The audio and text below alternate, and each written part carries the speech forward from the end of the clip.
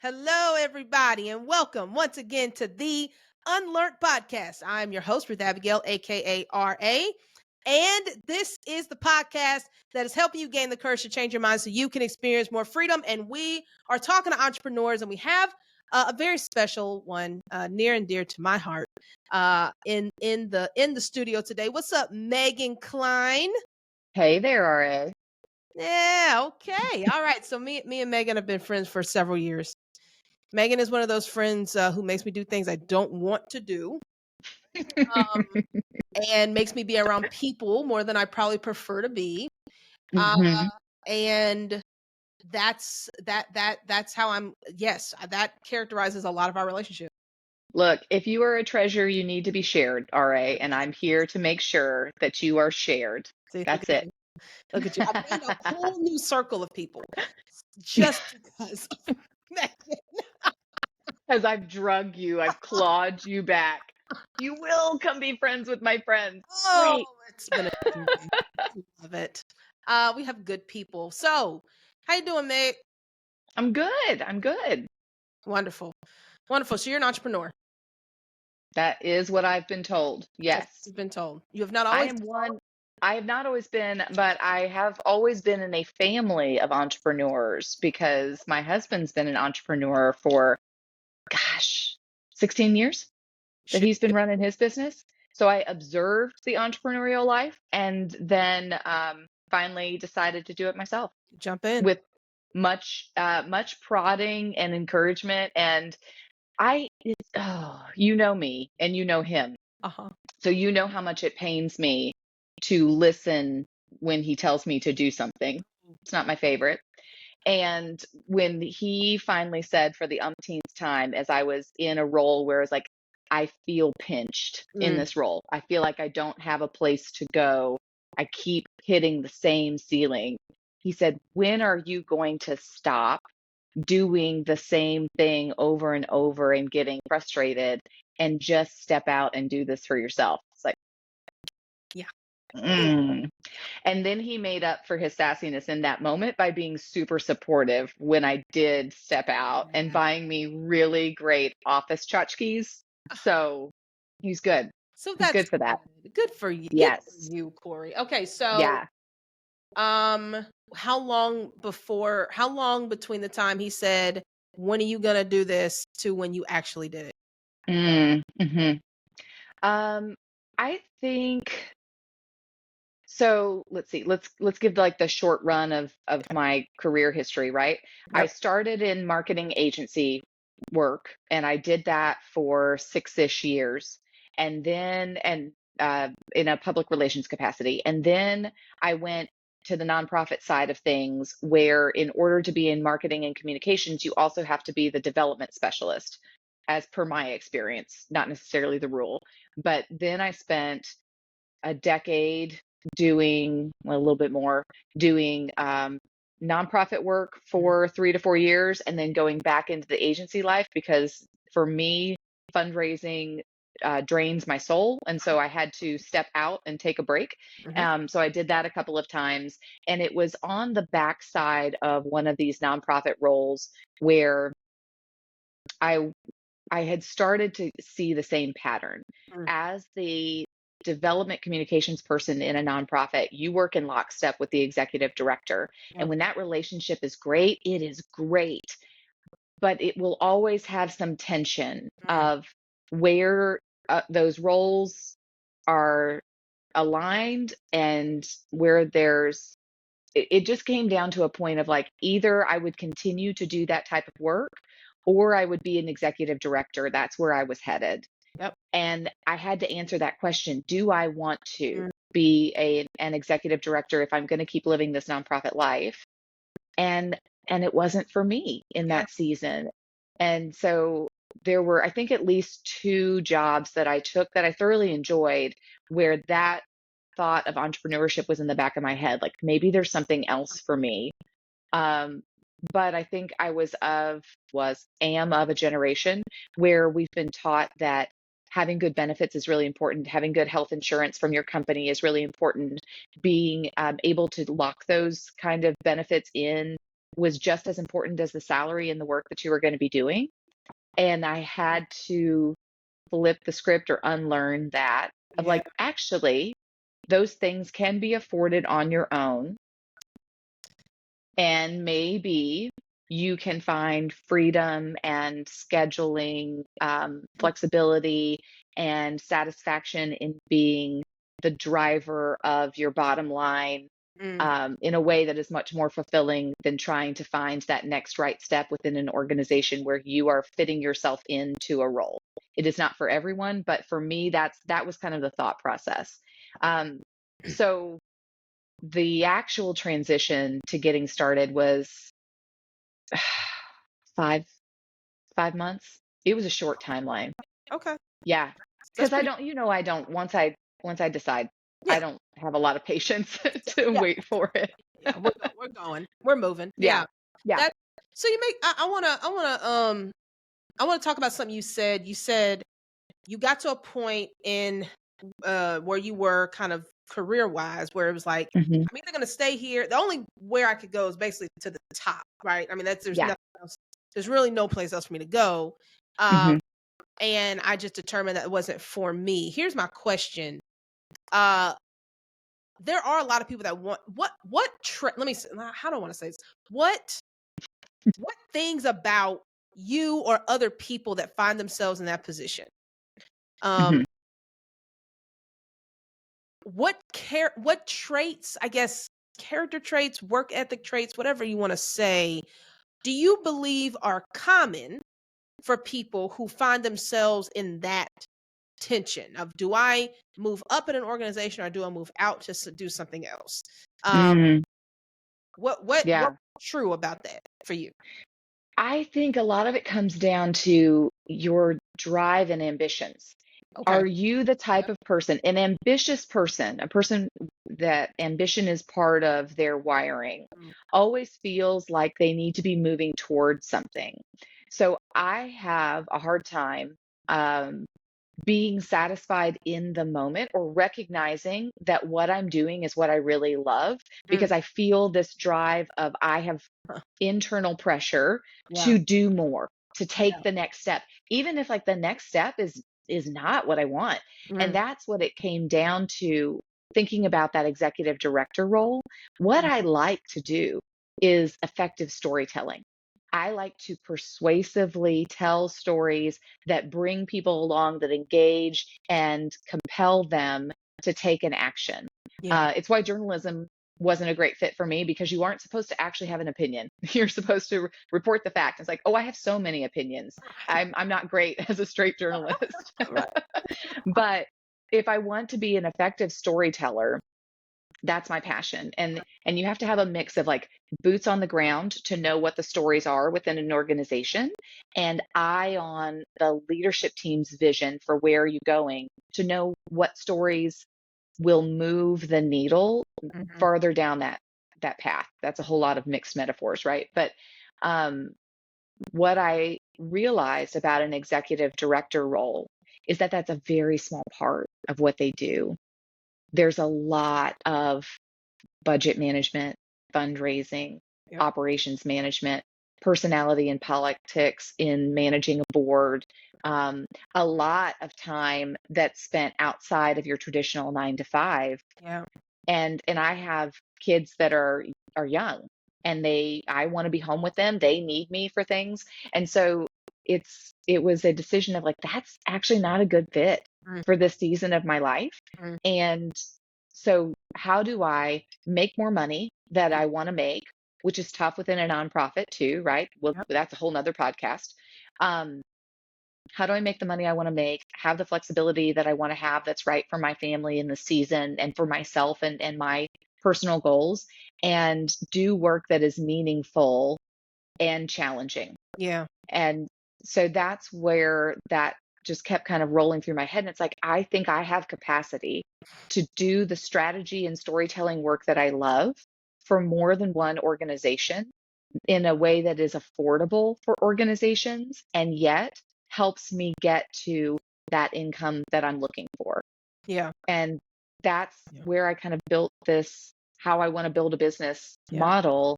and it took shape in a way that it's like, I think I can bet on myself here and do that.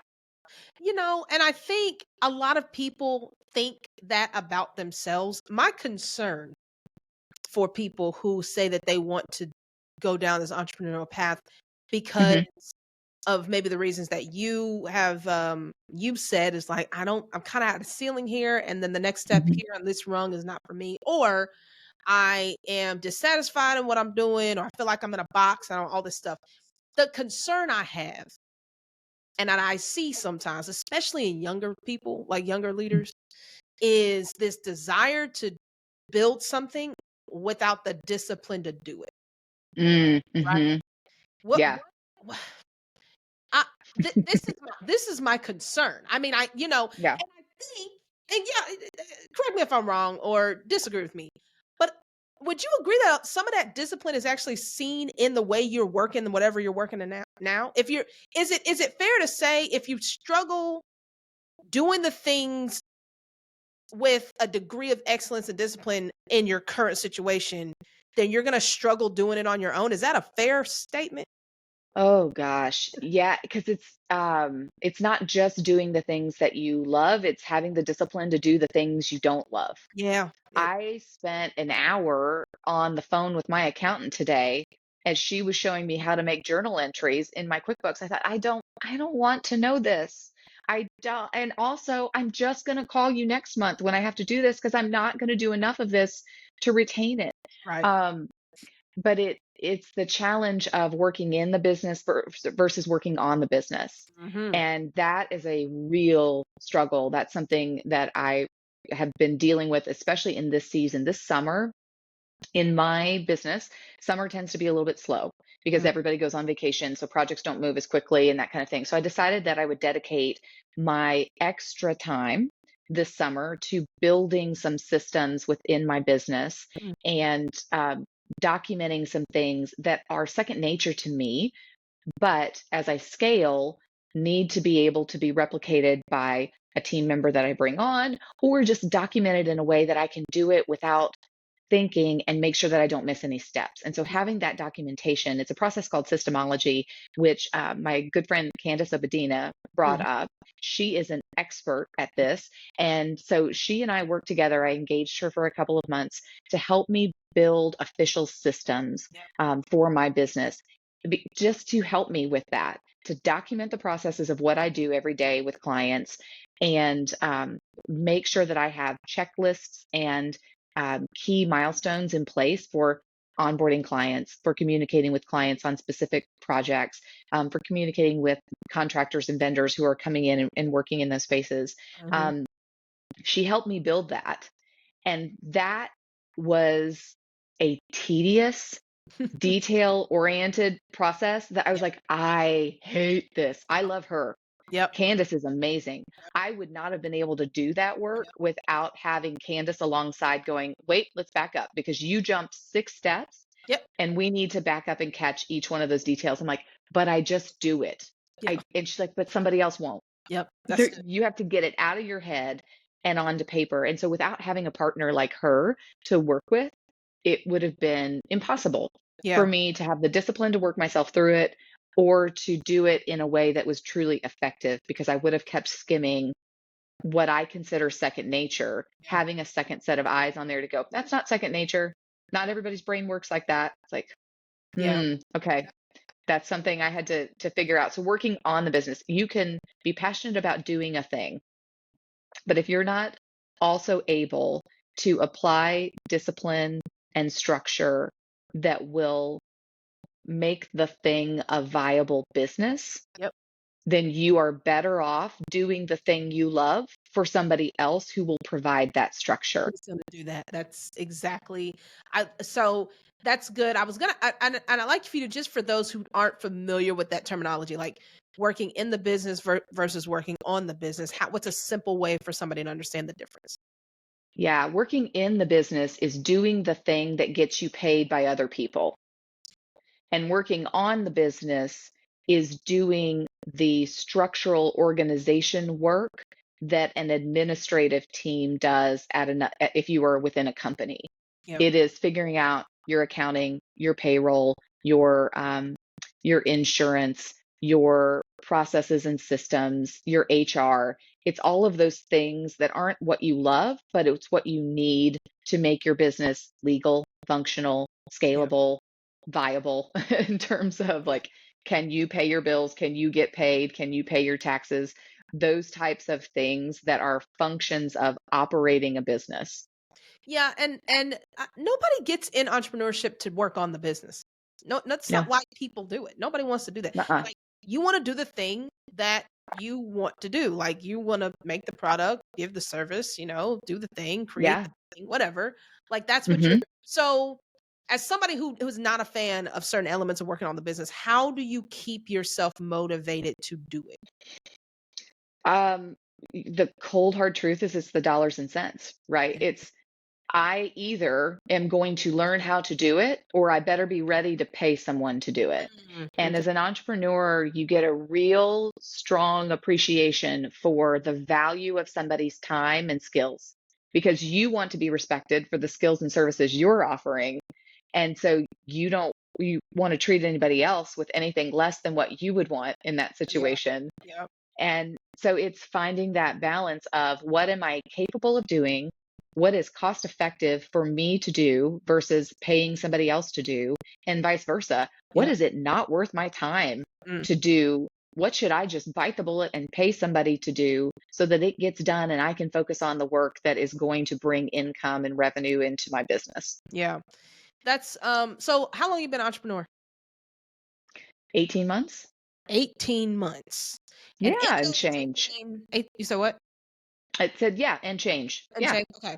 Hmm. So in those 18 months, give me, in this moment, the thing that you have unlearned the most. Mm. Uh,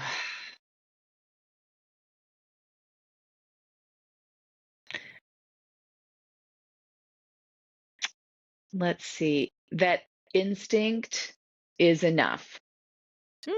Alright, say more.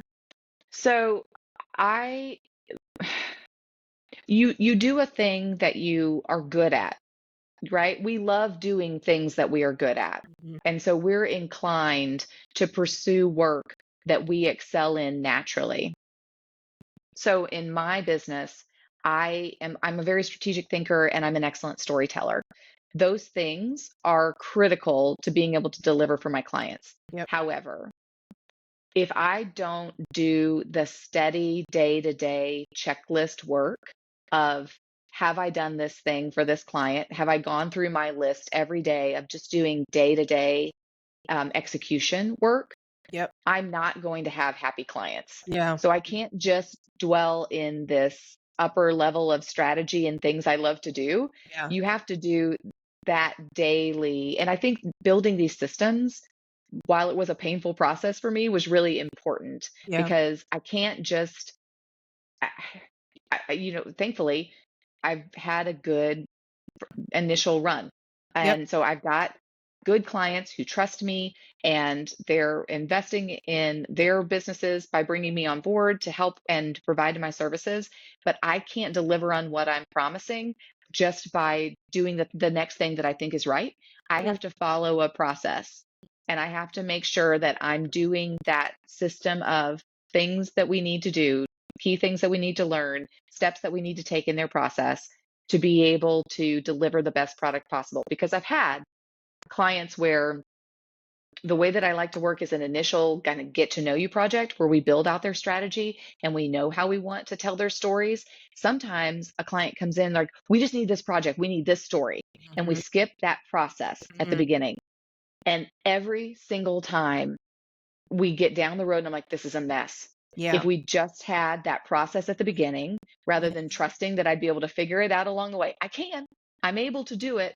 But the emotional toil Yeah. and toll that it takes is not worth it long term. So Nope. it's like we have to work the process and not just trust in our ability to knock it out. Yep. That's fine. It's okay to have fire drills sometimes and to get them done successfully. But really, it's better to have a process that you follow where you do it every single time. Yep. And that way you consistently have the knowledge and resources and background that you need to deliver an excellent service or product for your client. So, I'm trying to remember the phrase. I'm pretty sure I'm gonna mess it up. But a while back, I kind of began to say this phrase of like, uh man, what is the phrase? Let's see, wait a minute. If your okay, I think this is it. If your process will produce a product, then you're a professional. That makes sense, Okay. right? Okay. If your process produces a product, you're a professional. And that product could also be Hmm. service too. Yeah. But that process piece is important because you have to be able to repeat it. And Yes. otherwise you're just it could come across as just you're lucky, right? I mean, Hmm. and I think the other interesting part about that is it's scalable. Like it doesn't Yes.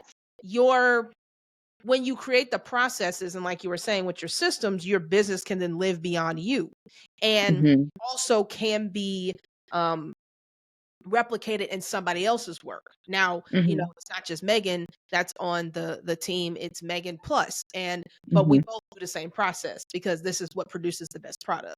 But if you don't Right. have that into that instinct thing, that's really interesting. Like we just finished doing recruitment at Angel Street. We have a whole thing and we have a process of recruitment. Like Hmm. it's very specific and strategic. There are steps that have to happen that when you do them at first, it seems so tedious. And I was telling the team, I was like, I know, because they were like, why would just I know this doesn't, I know, I Yes. get it. And I've had to unlearn that as well, especially with a team, because Hmm. what I can do recruitment in my sleep. I can do it and I can do it and then I can fix the things that I did wrong. Like Hmm. that. Like it's nothing for me to do that. But first of all, I'm not the one that's doing it. And also they can't do that. So to your Hmm. point, if you skip some steps, it's going to be so hard on the back end. And it's like, I'm on them. Like, hey, we got to make sure to do this. Make this Yeah. call. They can't audition without the parent knowing because if they do, the parent's going to end up saying they can't do it. Then they're going to be disappointed. They need to come to parent night. Have you called? Send a text. Send it today. Send it the day of.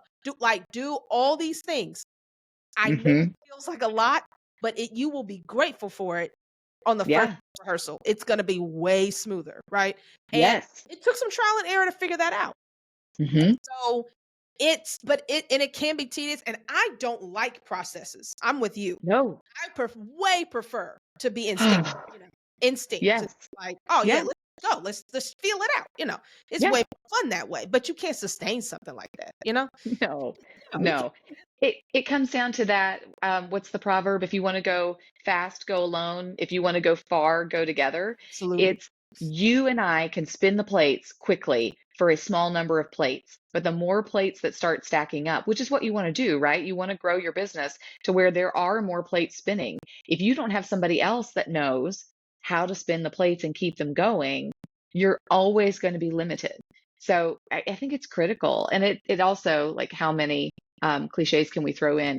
It's that hard work beats talent when talent doesn't work hard. And Mm, this is the hard work is mm, that daily grind, that repetitive process, because talent is great. Instincts are great, especially on the fly, your spontaneity, but it's not going to allow you to grow because it's a consistent grind. yes, that's right. And you know, adding talent versus skill, right? I mean, Yes. it's two different things because you're Hmm. talented doesn't mean you're skilled. Skill is a learned behavior, and Yes. I think that talent. I mean, sadly enough, I'm sitting next to my keyboard that has quite literally collected dust because I've not played it in so long.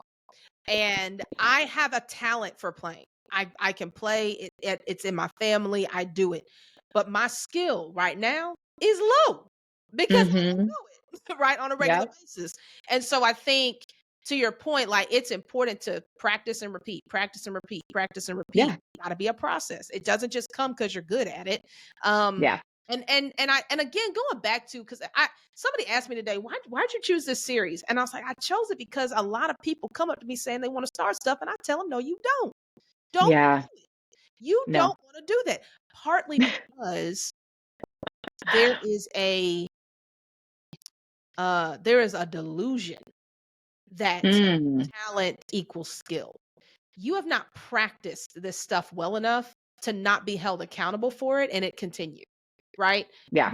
I mean, when you're on your own and you start something and you're building something, if you haven't practiced the skill of discipline and, you know, um sustainability and Mhm. communication and all this stuff, or just acquired the skill of what's the word I'm looking for, of doing stuff you don't want to do, right? Yeah. If you Yeah. haven't done that in whatever you it's not just going to be magically. So my Mhm.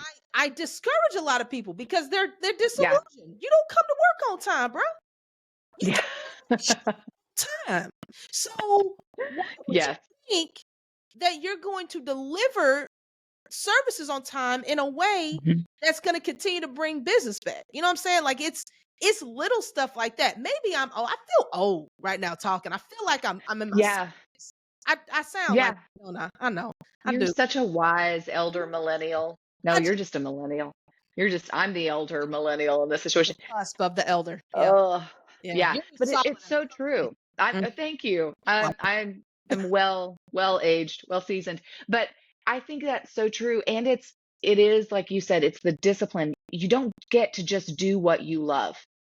When you're on your own, you are responsible for all of it. Love it. So either figure out how to do enough of that well that you can still do what you love.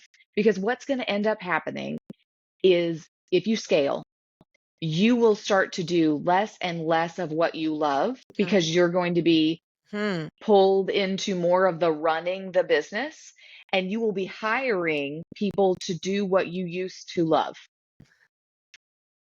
So it's a little like figure out how you want to grow, Yeah. and you're going to have to reach a certain point of success. Like, unless you're independently wealthy, in which case, why are you starting a business anyway? Like, just go live on a boat and be happy. Man. But for those of us who are not independently wealthy, who are trying to start a business, you are going to need capital or people who trust you with whatever it is that you're selling that will say, I'm willing to step out on this with you. I started my business with a contract from my prior employer for a 6-month runway.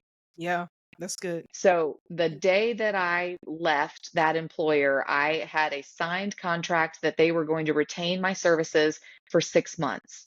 So I knew I had 6 months to do that work and also hustle to Mm. get other clients because I was now responsible for my income. Yeah. And that is, you have to be able to live in that tension. There are days where I'm looking at cash flow and it's like, ooh, I need to adjust some things and also take a few more networking coffee meetings because that's also the pressure, right? Of if you get busy doing what you're doing and it's great, you stop working on the business and the sales and the funnel that's going to feed you long term.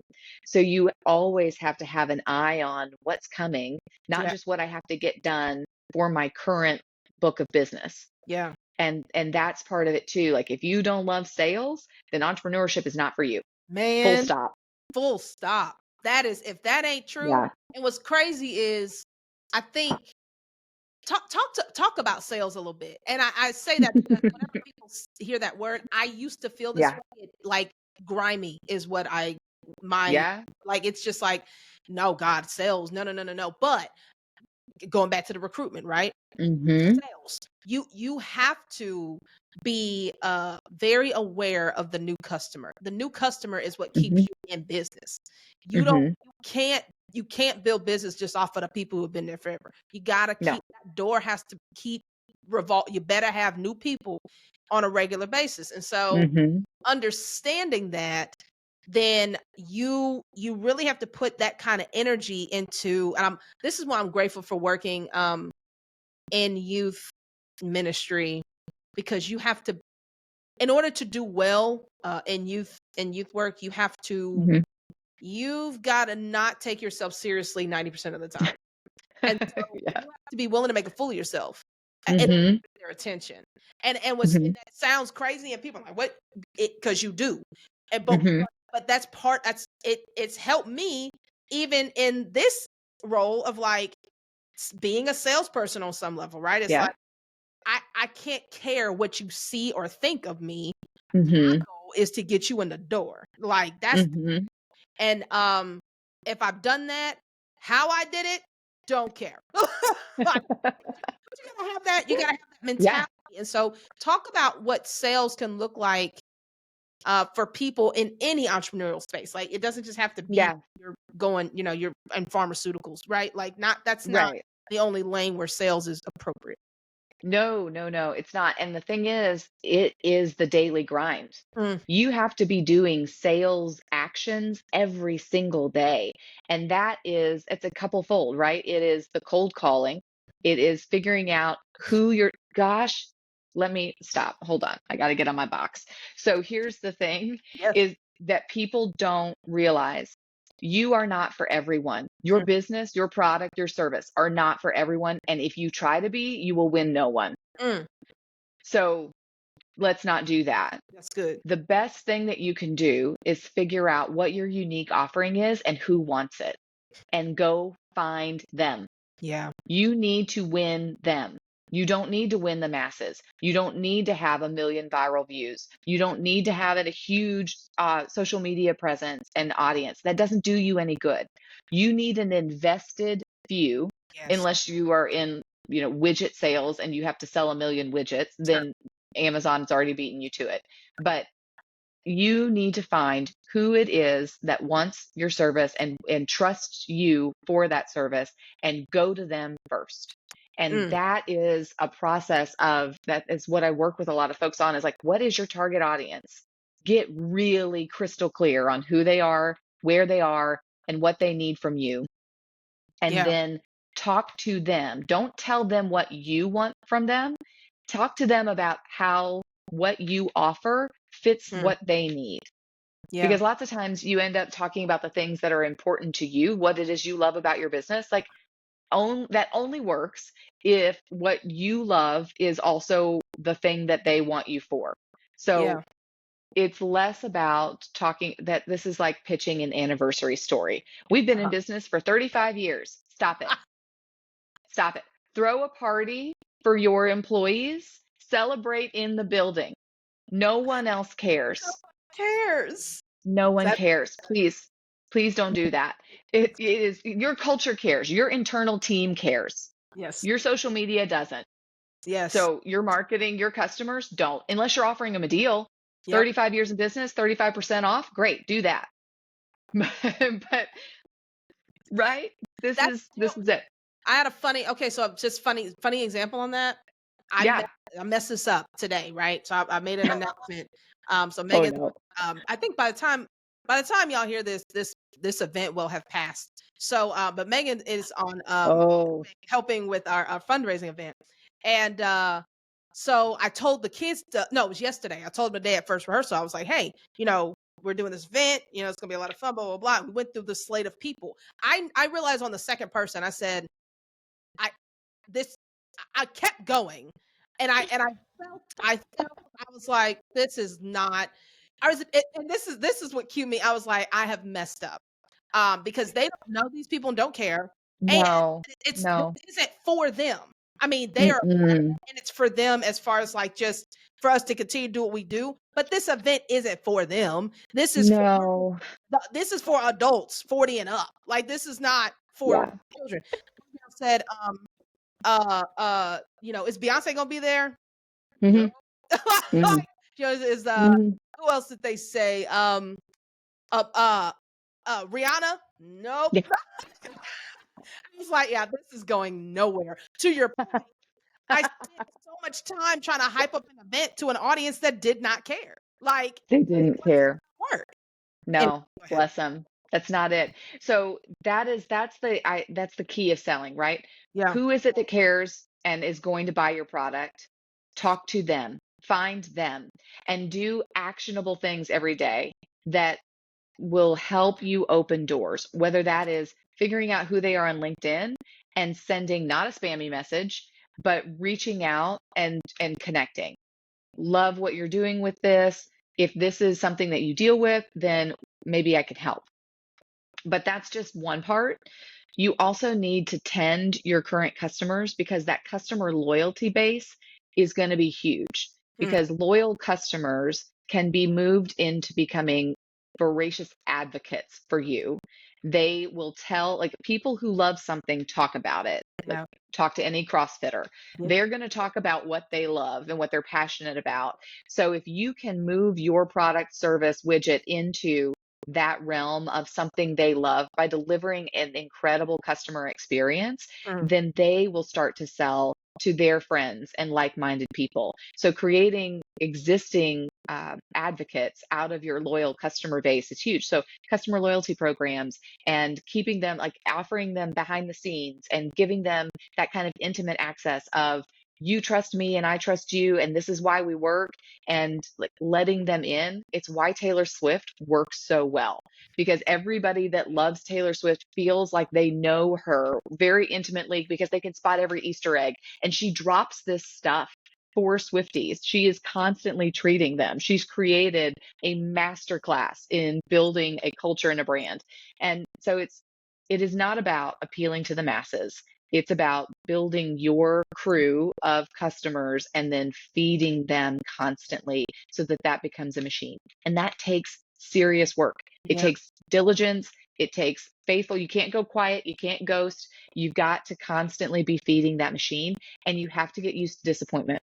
Yeah. And you need to figure out like what your disappointment rate is going to look like and what is realistic, right? Like, is it going to be for every 4 pitches, outreaches, I get one like Mhm. slightly warm nugget, or is it for every 40? Yeah. And like figuring that out and being resilient enough to go like, I'm going to keep doing the work Mm, is really, really important. And it's one of those things like you're going to spend a significant amount of your time doing that as an entrepreneur. So yeah. get ready, buckle up, buttercup. That's You part of know, it. I want you to going back to my young leaders in the nonprofit space particularly, right? Hmm. Yeah, Uh I I just want to help people. I want to help people. This I is what love I hear, that. right? I want to help people. Yeah. Um okay. So how do you go from I want to help people to Mhm. this is who I'm helping and how? Mm, How do you figure that out um when your heart just says I want to help folks, right? Like I just want people yeah. to be better. Um how do you how would you help somebody figure that out? Hmm. It specifically in the nonprofit space. Yes. Yeah. Well, good news. They're in the right city. We have about 1 million nonprofits. So find one Yeah. that is doing excellent work. Please don't start one. Please don't. There Amen. are plenty. Amen. There are plenty of nonprofits. First of all, it's hard. Second of all, you can't accept donations until you've existed for 3 years. So let's not. Third, like, you're going to have a board and a governance plan and all of this legal work that's going to go into it. And there is probably a nonprofit that already exists that has a program that is doing what you want to do. And I bet they need to hire someone for it. Mhm.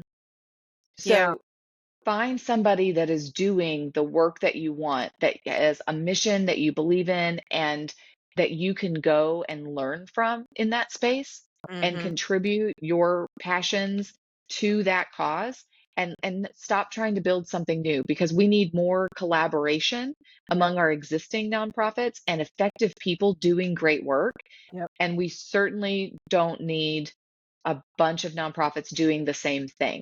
No. The pandemic, honestly, this is, oh man, this may not be the right podcast for it, but the pandemic is going to do us a bit of a favor Mhm.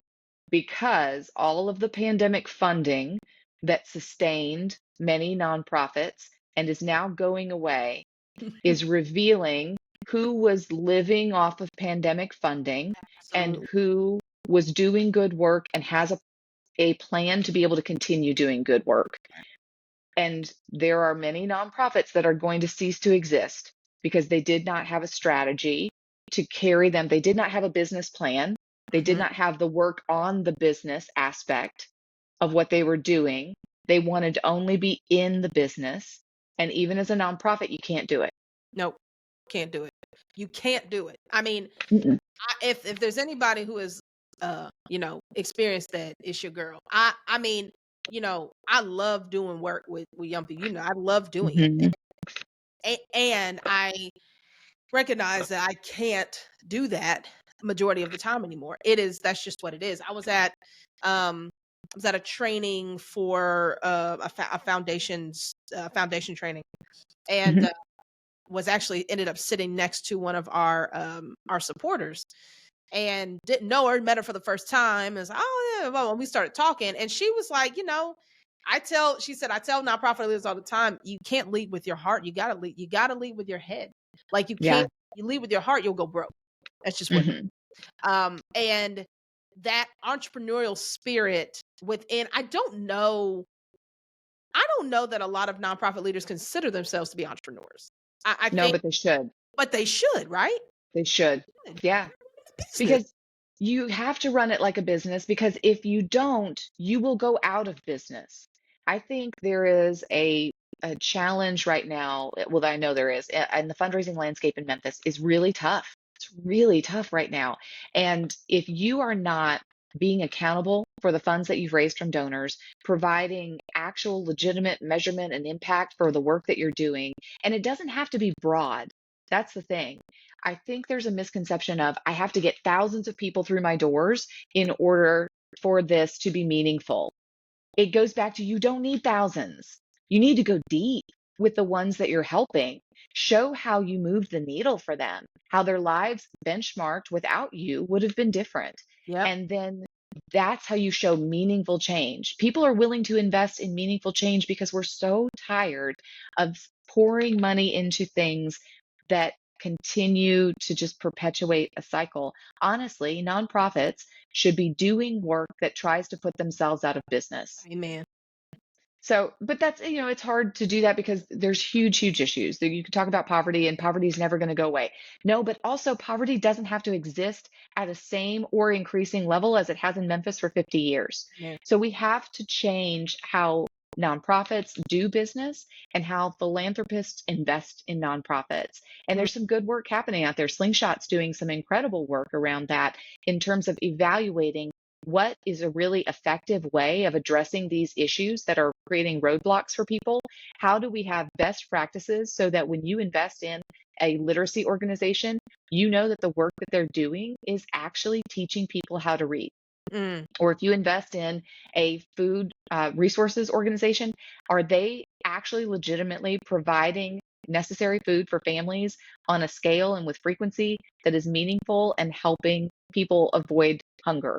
Mm. It's like, Mm. look at the scorecards for these organizations, because there's good research that's being done. There's meaningful evaluations being done that are helping these organizations improve and Yeah. adopt better practices and be more efficient and effective, and also kind of weeding out who's adopting and changing, like having better practices, becoming more effective, and who's just so consistently doing this thing that they love to do Mm. that they'll be in business forever because it's a simple thing they love to do, but they aren't really concerned with what they're actually accomplishing. Right. And it's not malicious. People are passionate about doing a thing they love, but Yes. they need to be aware as to whether what they love is effectively creating the change that they set out to make.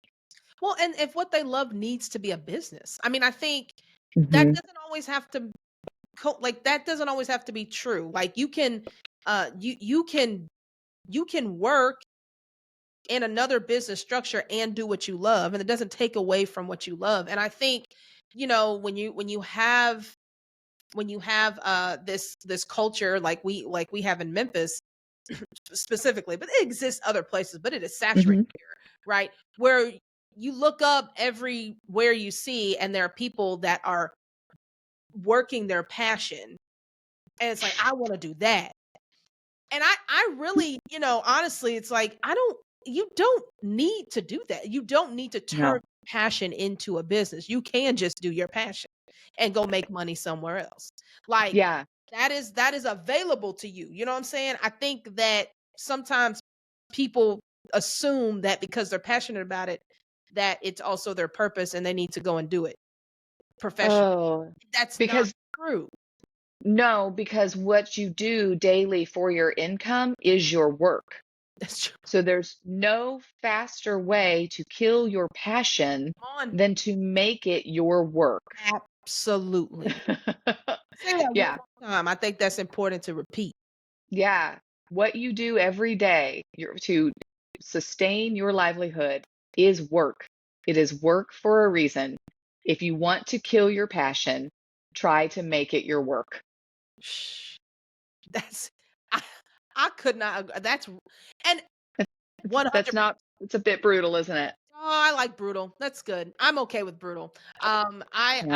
I agree with that wholeheartedly, and understanding that sometimes, it takes more than passion is not going to be the fuel that sustains you in that, right? Um, you're gonna need to you have to there's got to be some other intrinsic motivation other than it makes me feel good to do it. You can't continue to do that with working. Now, if you are passionate Mhm. about something and doors open up to where you are now able to make money doing that, I would say you're less passionate about the like you might be passionate about the work, but at your core, you're really passionate about the impact of it.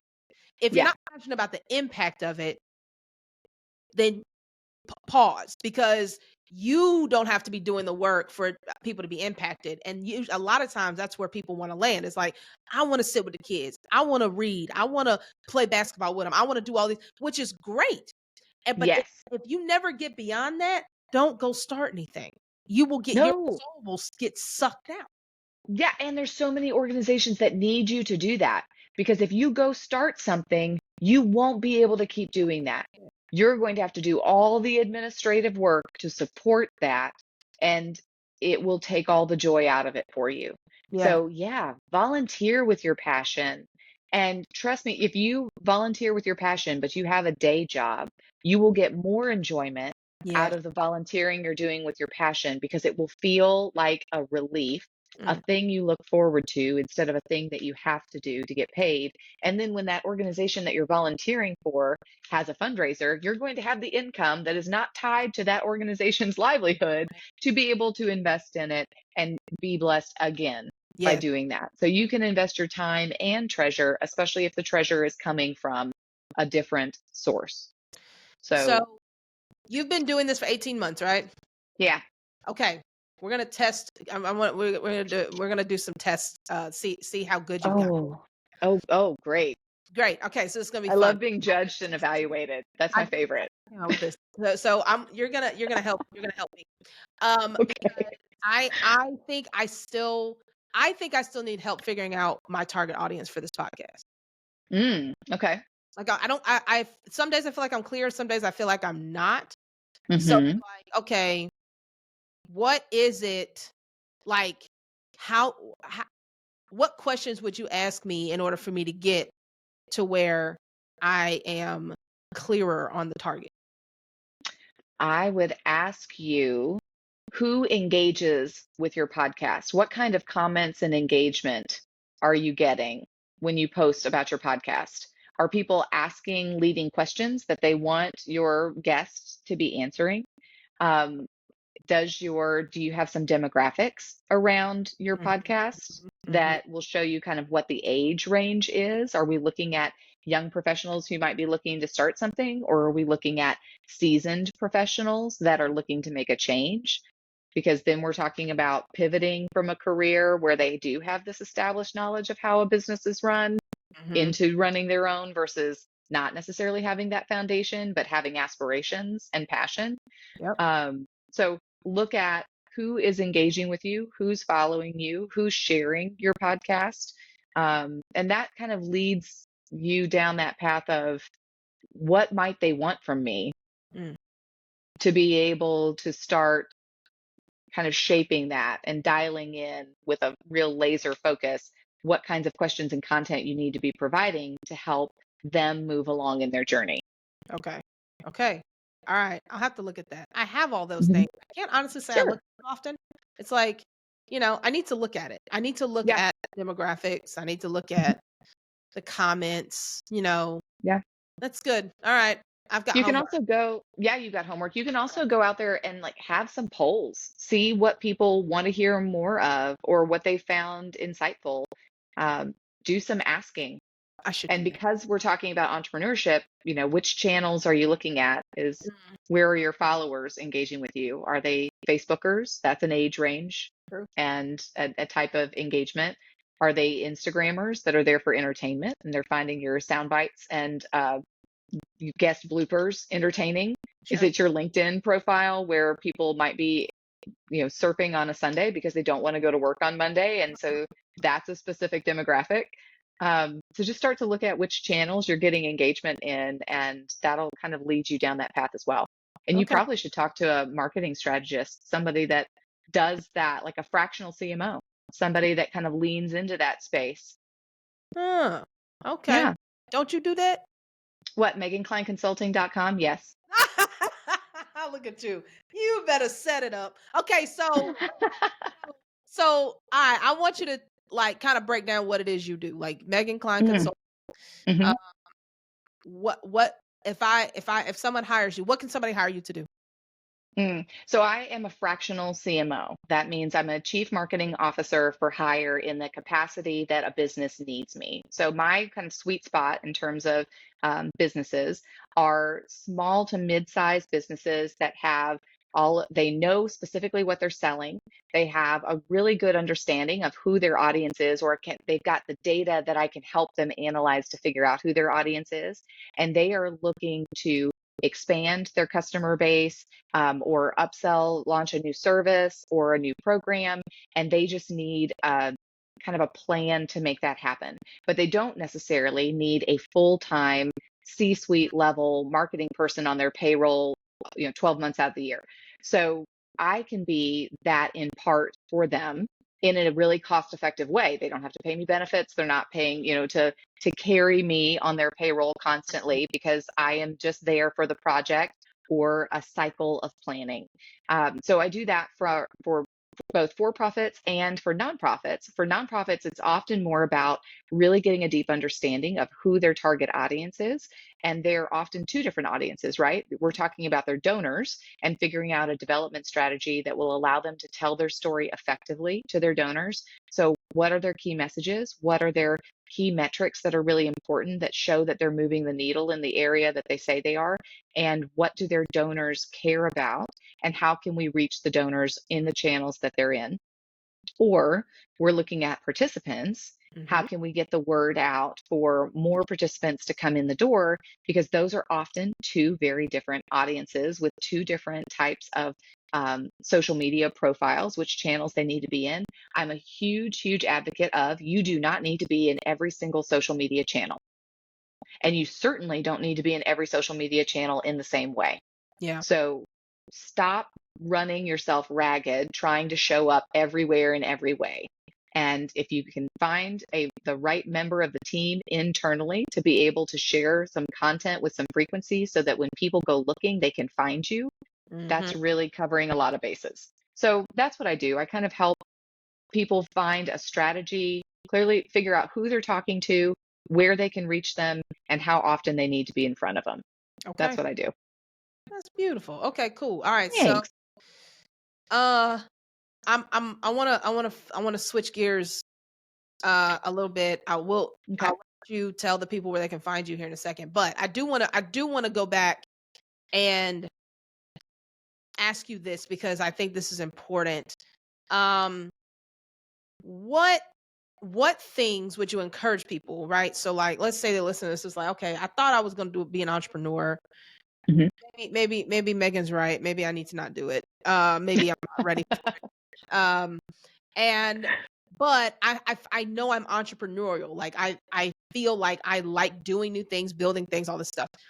Mhm. Uh, what are ways that you can how would you encourage somebody to exercise that in their 9 to 5? Yeah, join a startup. That's a Hmm, fun way to do it. Live absolutely. that life. Live that life and see if that is something that's still interesting for you. It's better to build something as a team, right? Because then you've got other shoulders to bear the weight, you've got other skill sets at the table, you've got a sounding board. Entrepreneurial life can be very lonely. If Yeah. you are in a silo and you don't have a good network of people to lean on, it can be really lonely. It can be unsettling and uncomfortable. You can start to second guess yourself. And so having a sounding board of people is really important. So getting into a startup, you can learn to think very quickly, adapt, build on the fly. You can learn how to test things, like when you should try, throwing spaghetti at the wall and seeing what sticks, and Hmm. when you need to dial in and say, okay, this is the thing. We're going to figure out how to do this really well. And we're going to build this process. That can be a lot of fun and really energizing. But it also will give you a really good taste of all hands on deck. Yep. You're going to do a little bit of everything. You're going to have to scramble and think really quickly and have some of those pressures of, are you going to meet payroll or not? But it's not all on you. Mm, that's good. So startups are a good place to kind of cut your teeth and figure out what is it. You're going to get a chance to do a lot of different things. Mm, And so then to dial that back, startups are like the step before an entrepreneurial leap, I think. mm, Nonprofits could be a step before a startup mm, because you're still going to get a lot of varied experiences. You're going to get a chance to do a lot of different things in-house. You're going to get a chance to innovate, try new things. There's often a lot of flexibility depending on the size of the nonprofit. Um, and it's a friendly space where you will make a lot of network connections yeah. because depending on where you are, the who you know aspect is going to be really important. And so in a nonprofit, you get the ability to engage with donors, engage with the board, be part of the community that they're serving. And so you just inadvertently meet a lot of people, Mm. even for people who don't like peopling, Even for people who don't like peopling.